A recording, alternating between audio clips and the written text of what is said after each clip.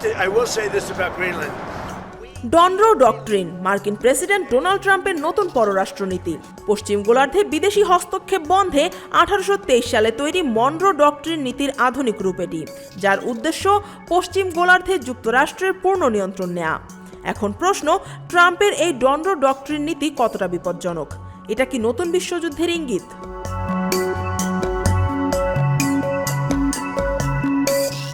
Donald ট্রাম্পের দ্বিতীয় মেয়াদ শুরু হয়েছে আক্রমণাত্মক ও উচ্চাভিলাষী পররাষ্ট্রনীতিকে কেন্দ্র করে। সম্প্রতি এক নাটকীয় অভিযানে ভেনেজুয়েলার প্রেসিডেন্ট নিকোলাস মাদুরো ও তার স্ত্রীকে আটক করার পর তিনি পশ্চিম গোলার্ধে মার্কিন আধিপত্যের নতুন রূপ ডনরো ডক্ট্রিন ঘোষণা করেছেন।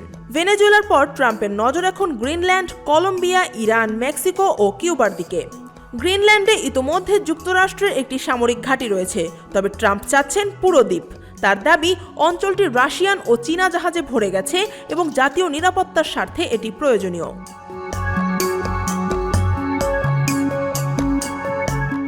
বিরল খনিজ এবং কৌশলগত অবস্থানকে কেন্দ্র করে ট্রাম্পের আগ্রাসনমূলক আগ্রহ তীব্র হলেও গ্রিনল্যান্ড ও ডেনমার্ক স্পষ্ট জানিয়েছে যে তারা যুক্তরাষ্ট্রের অংশ হতে চায় না।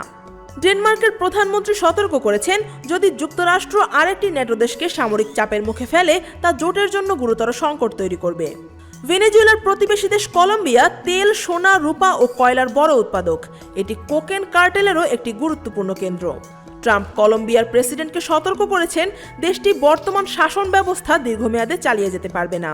যদিও কলম্বিয়া অতীতেও যুক্তরাষ্ট্রের ঘনিষ্ঠ মিত্র। মাদক বিরোধী যুদ্ধে সহায়তা পাওয়া সত্ত্বেও সাম্প্রতিক হুঁশিয়ারি দেশটির রাজনৈতিক অস্থিতিশীলতাকে বাড়িয়ে দিতে পারে।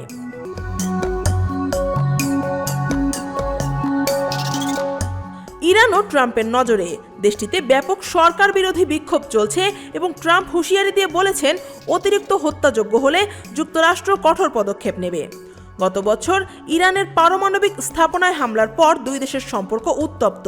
সাম্প্রতিক বৈঠকে ইসরায়েলের প্রধানমন্ত্রী নেতানিয়াহু নতুন সম্ভাব্য হামলার ইঙ্গিত দিয়েছেন।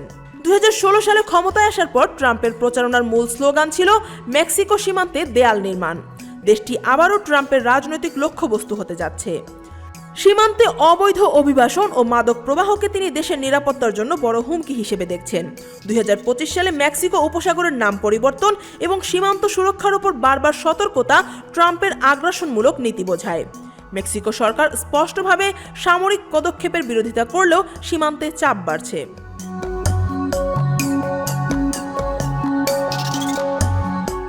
ট্রাম্পের শেষ লক্ষ্যবস্তু কিউবা। ফ্লোরিডার মাত্র 90 মাইল দক্ষিণে অবস্থিত এই দ্বীপটি বহু দশক ধরে মার্কিন নিষেধাজ্ঞার আওতায় রয়েছে। ট্রাম্পের মতে সরাসরি হস্তক্ষেপের এখন আর প্রয়োজন নেই, তবে ভেনেজুয়েলার সঙ্গে ঘনিষ্ঠ সম্পর্ক ভেঙে গেলে কিউবার অর্থনীতি বিপর্যস্ত হতে পারে। মার্কো রুবিও সহ অনেক মার্কিন নীতি নির্ধারক কিউবায় শাসন পরিবর্তনের পক্ষে অবস্থান নিয়েছেন। বিশ্লেষকরা বলছেন, ট্রাম্পের ডনরো ডক্ট্রিন শুধু ভেনেজুয়েলায় সীমাবদ্ধ নয়। গ্রিনল্যান্ড থেকে কিউবা 5টি দেশের ভূ রাজনৈতিক ও কৌশলগত অবস্থান মার্কিন নীতিকে চ্যালেঞ্জ করছে। সামরিক ও কূটনৈতিক পদক্ষেপের সম্ভাবনা থাকলেও আন্তর্জাতিক প্রতিক্রিয়া এবং আইনগত বাধা ট্রাম্পের নীতি বাস্তবায়নে জটিলতা তৈরি করতে পারে। আফিয়া আক্তার, ঢাকা ওয়াচ।